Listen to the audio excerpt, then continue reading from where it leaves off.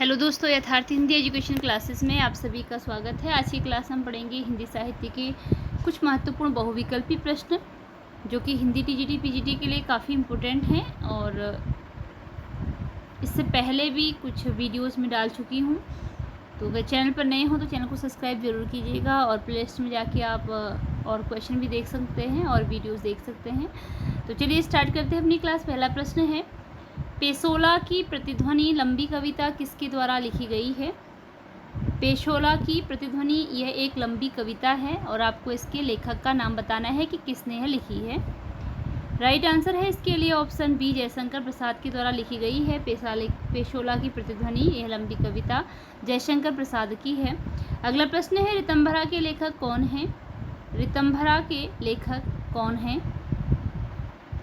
देखते हैं इसका राइट आंसर ऑप्शन ए है, केदारनाथ मिश्र प्रभात ऋतंभरा के लेखक हैं केदारनाथ मिश्र प्रभात। अगला प्रश्न है, निम्न में कौन कवि तार सप्तक में सम्मिलित नहीं है?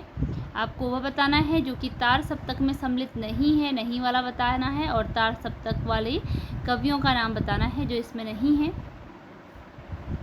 चलिए देखते हैं राइट आंसर। इसका राइट आंसर है ऑप्शन डी, धर्मवीर भारती। यह तार सप्तक में सम्मिलित नहीं है। तार सप्तक जो कि सबसे पहले प्रकाशित हुआ था 1943 ईस्वी में, तो इसमें यह सम्मिलित नहीं है। जबकि नेमीचंद्र जैन, गिरिजा कुमार माथुर, भारत भूषण अग्रवाल यह इसके कवि हैं। अगला प्रश्न है, हरी घास पर क्षण भर का प्रकाशन वर्ष निम्न में कौन सा है? रचना का नाम है हरी घास पर क्षण भर और आपको इसका प्रकाशन वर्ष बताना है कि कौन सा इसका प्रकाशन वर्ष है। राइट आंसर है इसके लिए ऑप्शन 1949। यहाँ पर ऑप्शन इसका छूट गया है, तो इसका जो प्रकाशन वर्ष है वो 1949 है। अगला प्रश्न है, तेल की पकौड़ियाँ किसकी रचना है? रचना का नाम है तेल की पकौड़ियाँ। लेखक बताने हैं कौन है इसके। देखते हैं इसका राइट आंसर है ऑप्शन डी, प्रभाकर माचुए। तेल की पकौड़ियाँ यह रचना है प्रभाकर माचुए की। अगला प्रश्न है, किसी और कवि की कविताएं उनका इतिहास ना हो, मुक्तिबोध की कविताएं अवश्य उनका इतिहास हैं। पंक्ति निम्न में से किस लेखक की है? कि किसी और कवि की कविताएं उनका इतिहास ना हो, मुक्तिबोध की कविताएं अवश्य उनका इतिहास है। इस पंक्ति के लेखक बताने हैं आपको।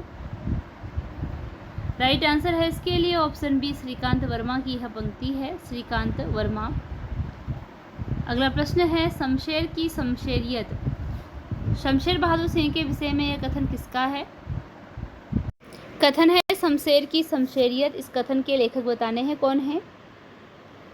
राइट आंसर है इसके लिए ऑप्शन डी, विष्णु खरे की यह पंक्ति है।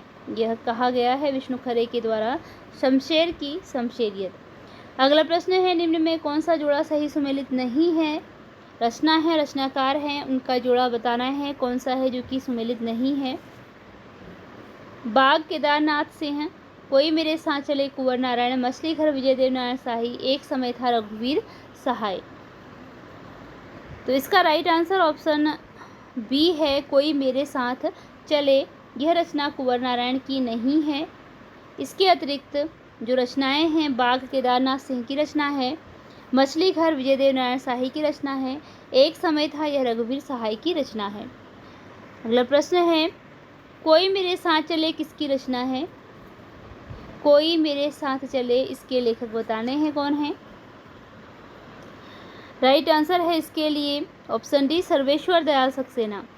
सर्वेश्वर दयाल सक्सेना की रचना है कोई मेरे साथ चले। अगला प्रश्न है, या रस अरु नौ तरंग में, या रस अरु नौ तरंग में नवरस रीत ही देखी, अति प्रसन्न है ललन जी किन्हीं प्रीति विसेखी। उपयुक्त पंक्ति के लेखक निम्न में कौन है? इन पंक्तियों के लेखक बताने हैं कौन है। या रस रूप नव तरंग में नवरस रीत ही देखी, अति प्रसन्न है ललन जी किन्हीं प्रीति विसेखी। इसके लिए राइट आंसर है ऑप्शन बी, बेनी प्रवीण की यह पंक्ति है, बेनी प्रवीण। अगला प्रश्न है, पेनी रीडिंग क्लब पेनी रीडिंग क्लब की स्थापना निम्न में किसके द्वारा की गई? इसका राइट आंसर है ऑप्शन ए, भारतेंदु हरिश्चंद्र के द्वारा पेनी रीडिंग क्लब की स्थापना की गई। निम्न में से कौन सी रचना महादेवी वर्मा की नहीं है? यहाँ पर वह रचना बतानी है जो कि महादेवी वर्मा की नहीं है। सत्यकाम है, अग्निरेखा है, सप्तपर्णा है और दीपशिखा है रचनाएं। तो राइट आंसर इसके लिए ऑप्शन ए है, सत्यकाम। यह जो है महादेवी वर्मा की रचना नहीं है। सत्यकाम रचना सुमित्रानंदन पंत जी की रचना है। सुमित्रानंदन पंत की निम्न रचनाओं में कौन सी रचना छायावास से संबंधित नहीं है? जो रचना इनकी छायावास से संबंधित नहीं है वहाँ आपको बतानी है कौन सी वह रचना होगी। इसका राइट आंसर है ऑप्शन बी, युगांत। छायावास से संबंधित रचना नहीं है पंत जी की। इसके अतिरिक्त उच्छ्वास, पल्लव और वीणा जो रचनाएं हैं ये छायावास से संबंधित रचनाएं हैं। अगला प्रश्न है, जायसीकृत पद्मावत में कुल कितने खंड हैं? जायसी की रचना काफ़ी प्रसिद्ध रचना है पद्मावत। इसमें कुल खंडों की संख्या बतानी है। इसके लिए राइट आंसर है ऑप्शन ए, 57। पद्मावत में कुल खंडों की संख्या 57 है। सत्यवती कथा का रचनाकाल निम्न में से कौन सा है? सत्यवती कथा का रचनाकाल बताना है। इसका राइट आंसर है ऑप्शन बी, 1501। सत्यवती कथा का रचना काल 1501 है। ईश्वरदास की रचना है सत्यवती कथा। 1501 इसका रचना वर्ष है। अगला प्रश्न है, प्रेम विलास के लेखक निम्न में से कौन है? प्रेम विलास के लेखक बताने हैं इनमें से कौन है। देखते हैं इसका राइट आंसर है ऑप्शन डी, जटमल। प्रेम विलास जो रचना है यह जटमल की प्रसिद्ध रचना है। अगला प्रश्न है, सूफी शब्द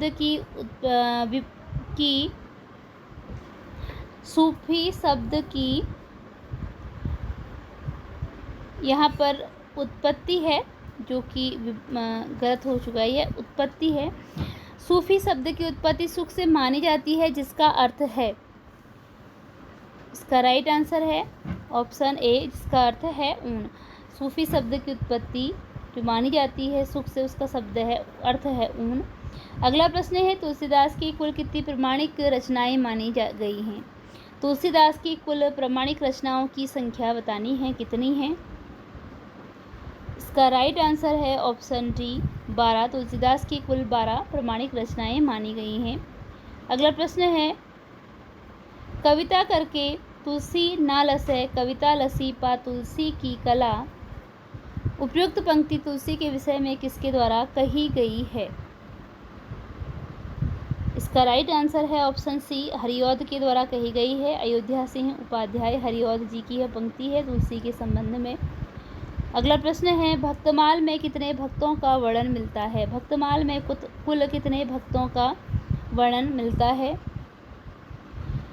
इसके लिए राइट आंसर है ऑप्शन बी, 200। भक्तमाल में कुल 200 भक्तों का वर्णन मिलता है। इसी के साथ ये वीडियो ही पर एंड होती है। मिलते हैं अगली क्लास में कुछ नए प्रश्नों के साथ। क्वेश्चन अगर यूजफुल लगे हों तो चैनल को सब्सक्राइब जरूर कीजिएगा। धन्यवाद।